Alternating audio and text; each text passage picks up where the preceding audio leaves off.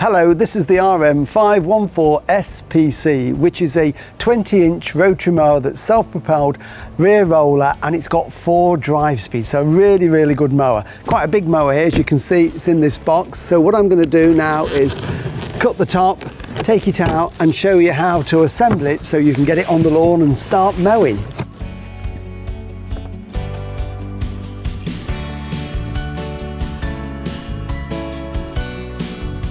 Here it is then, quite a big mower. This makes a really good job of mowing the lawn and puts that stripe on it. So this is how it is when we take it out of the box. We've taken all the packaging off there and the protective films. This needs a little bit of assembly. It's essentially there, but we need to assemble the handlebar system, but we'll look at that in a second. It also comes, of course, with the manuals. There's a Cobra manual on the mower, there's an engine manual, we've got cable clips, you've got a spark plug there if you ever need it, spark plug socket that is, if you should need it in the future, and of course the grass collection box here. Now this does need a little bit of assembly. It's quite easy to do. We've got the metal frame there and then we've got the bag here, so it's just a case of sliding the frame in like that, and of course all the instructions are in the manual, and then we just clip this over the frame like this. So I'm just going to open that up with my finger, slide that over there and work my way along. So that's clipped over there like that, and then the bottom piece clips onto there. Now a little tip is, if it's quite cold when you're doing this, just loosen them off, just warm them up a little bit just for a minute or two, and then you'll find they fit on much easier. So that's just going to clip over there, and then the sides. So you just follow the frame round, basically going round, clipping it all on.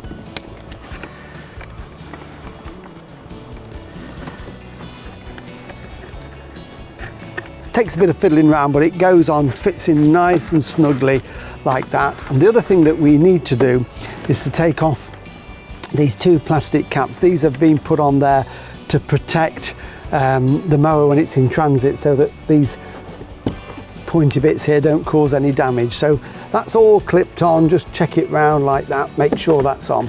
So that's the box finished for now. So I'm going to pop that out of the way, and then we can start looking at the handlebar assembly on this one. So again, we've got 2 protectors on the ends here, so they need to just slide off at this stage. So one this side and one this side. So what we need to do is just twist it round so that the cables aren't twisted. So I'm just going to twist that round, making sure you don't hook it onto anything, like that. And now we can see that the cables this side are on this side, and likewise these are up here. So that's that. I'm just going to lie that down like that, and we've got 2 more protectors just here on these red brackets. This is where we're going to attach the base of the handlebars to it. So what we've got is we've got a series of nuts and bolts here. So we've got nuts and bolts with the washers on. So we've got the nut, the bolt, flat washer and a spring washer. Then we just need to offer up the handlebar. So little tip is, make sure that the cables are on the outside of these red clips. It just makes it easier to get on. And then it's just to open out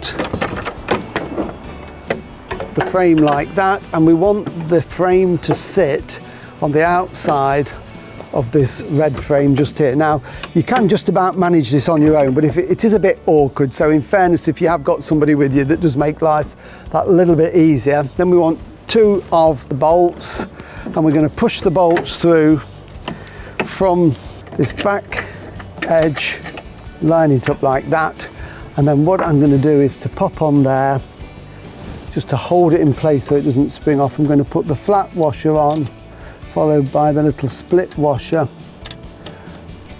and then one of the nuts. Just finger tight for now, but that will just hold that in place and it won't spring off. And then I can repeat that on the bottom hole. So feed that through, lock it into position, and then it's a case again of the flat washer, spring washer, and that nut. Okay, and we can tighten those up with a spanner in a minute, and then I'm going to repeat that on this side here. So it's just a case of, you need to just put a bit of tension on it. The bolt goes through there, and then as you can see, that's just a case of fastening it on.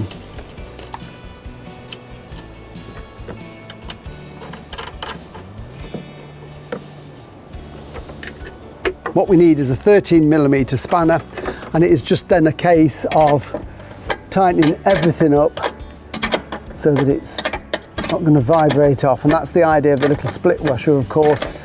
It prevents that nut from vibrating off. So nice and tight like that, and then exactly the same on this side like that. So that's nice and firm there. So what we need to do now is fold up this top part of the handle, and again we're making sure we don't trap any cables as we do this, like that, and then it's just a case of getting it into position and locking those nice and tight like that. So that holds it. And the good thing about these handles is that if you want to put this away for storage and room's a little short, then you can just release these and fold the top part of the handle down. And then finally, while we're on the handlebars, we've got these two cable clips. So it's just simply a case of feeding the cables into the grooves, and then just clipping that on like that, and it just holds everything nice, neat and tidy and together. So that is the handle assembly of the mower. So what we need to do next is to get it fueled up. When the mower arrives, it's got no petrol in it, it's got no oil in it, so we've got to do that. So first thing is I'm going to put some petrol in there, and with the introduction of the new E10 petrol, it's really important that you use fresh petrol and don't leave it in the tank too long. And you can get a fuel stabilizer as well, just to make sure your mower runs nice and smoothly. And it's just a case of putting this fresh in. Now we don't have to fill it up completely. I'm going to put enough in to start the engine. So there we go, that's plenty to get us started. And then we need to put some oil in it. In the box there will be 0.6 of a litre of engine oil, 4-stroke engine oil, and the filler is around this side here. So I'm going to take out the dipstick, and we need to put in all of this. This is 0.6 of a litre. It's quite a big engine this is, so it takes it all, but of course all the instructions are in the manual that comes with it, so please do read it. But we're going to put this into here. I'm just going to pour this in gently. So once you've got the oil in, it's always a good idea just to check that is right. So I've put the dipstick in and winding it back out, and I can see there that the oil now is to the level that we want, to the top of that little hatching just there. So I know that that is perfect. So we know it's 0.6 of a litre, but use the dipstick as well as a second way of making sure it's right. And that is it now. We've got fuel in, we've got oil in, the handlebar assembly is all done. So we'll lift this down, take it onto the lawn, and I'll show you how to start it so you can start mowing your lawn.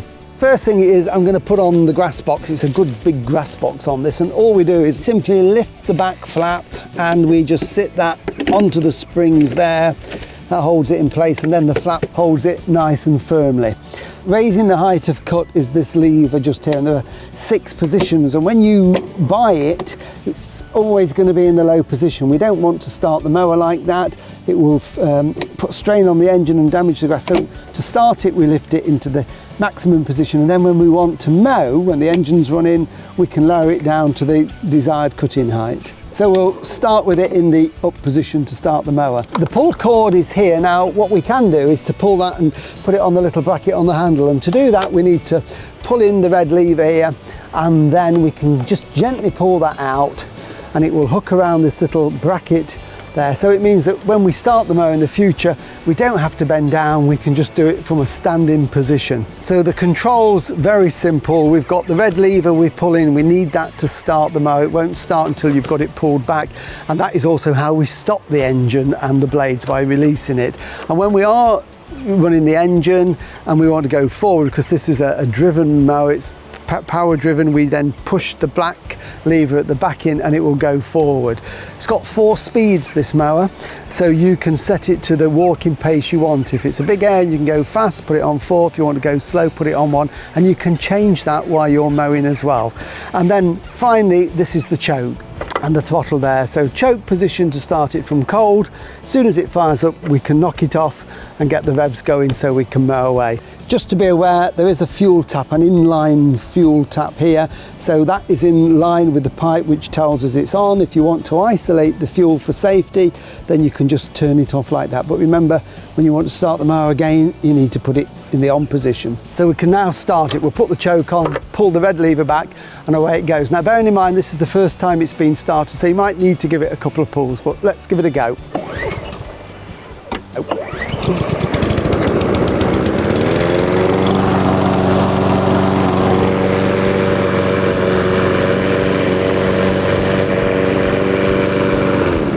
And there you have it, a super mower. This is the Cobra RM514SPC rotary mower with a rear roller, collector, 4-speed, all singing or dancing. Will make a marvellous job of your lawn.